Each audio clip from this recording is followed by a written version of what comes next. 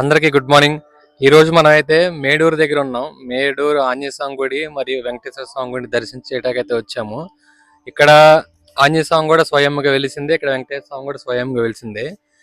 ఇక్కడ మనకి మేడూరు అంటే మన గంపలగూడానికి ఒక 5-6 కిలోమీటర్స్ డిస్టెన్స్లో ఉంటుంది. తిరువురుకి ఒక 20 కిలోమీటర్స్ డిస్టెన్స్లో అయితే ఉంటుంది. ఇవన్నీ మీకు చూపిస్తాను. మీరు కుదిరినప్పుడల్లా వచ్చి ఇక్కడ దర్శనం అయితే చేసుకోండి. ఇక్కడ చాలా అంటే చాలా బాగుంటుంది. మనమైతే ఇప్పుడు మేడూరు అయితే వెళ్తున్నాము. మన తిరువురు నుంచి ఒక 20 కిలోమీటర్స్ అలా వస్తుంది. వన్స్ మేడూరు రీచ్ అయిన తర్వాత మనకేంటంటే టెంపుల్ ఆర్చ్ అయితే కనపడుతుంది. దాని నుంచి మనం లోపలికి వెళ్ళాలి. మేడూరులో ఏంటంటే మనకి మనుషుల కంటే కోతులే ఎక్కువ ఉంటాయి. ఎన్ని కోతులు ఉంటాయంటే మనుషులు ఎంతమంది ఉంటారో దానికి డబుల్ ఉంటాయి కోతులు. ముందు మనం లోపలికి గుడి లోపలికి వెళ్ళగానే ముందు మనం సీతారాముల వారి ఆలయం ఉంటుంది. ముందు దర్శనం చేసుకుందాం. దాని తర్వాత దాని ఆపోజిట్లోనే మనకి ఆంజనేయ స్వామి గుడి కూడా ఉంటుంది. దాని తర్వాత దాని దర్శనం చేసుకుందాం. ఇక్కడ ఆంజనేయ స్వామి అయితే మనకి స్వయంగా వెలిసారనమాట. ఆంజనేయ స్వామి ఈ స్వయంగా వెలిసిన ఆలయం వెలిసారు కొండ దగ్గర. సో ఈ కొండకే ఉంటారనమాట మనకి ఆంజనేయ స్వామి. సో ఈ కొండ చుట్టూ అయితే మనం ప్రదక్షిణ చేసుకుందాం. కొండ చుట్టూ గుడి అయితే కట్టారు. సో ఈ కొండ చుట్టూ అయితే ప్రదక్షిణ చేసుకొని ఈ ఆంజనేయ స్వామి అయితే మనకి చాలా అంటే చాలా పవర్ఫుల్ కూడా.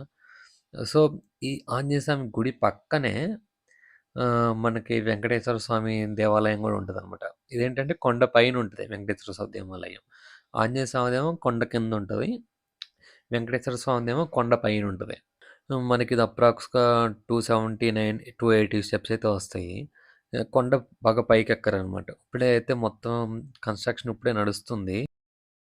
సక్సెస్‌ఫుల్‌గా చాలా పెద్దగా ఉన్నాయి మెట్లు ఎక్కేసాం. ఇప్పుడు దేవుడినైతే చూడాలి.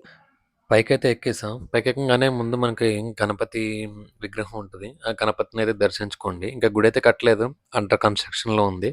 దాని తర్వాత ఆపోజిట్‌లోనే మనకి మహాలక్ష్మి అమ్మవారు గుడైతే ఉంటది. ఇది కూడా అండర్ కన్‌స్ట్రక్షనే.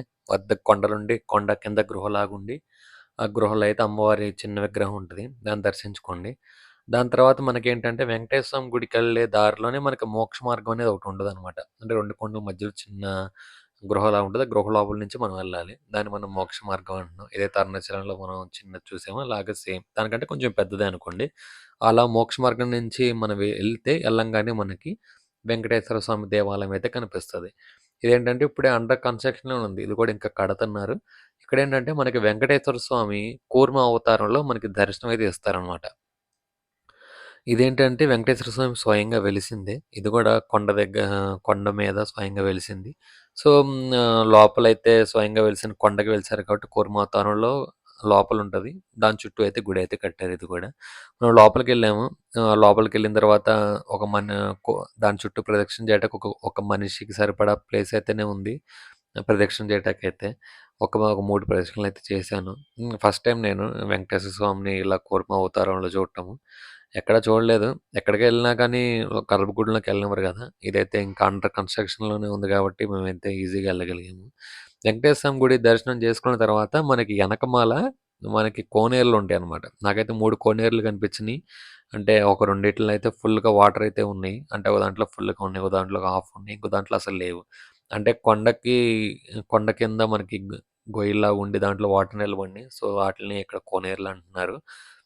ఇలాంటి మరిన్ని వీడియోస్ కోసం నా ఛానల్ అయితే సబ్స్క్రైబ్ చేయండి. లైక్, షేర్ అండ్ సబ్స్క్రైబ్ చేయండి. Thank you.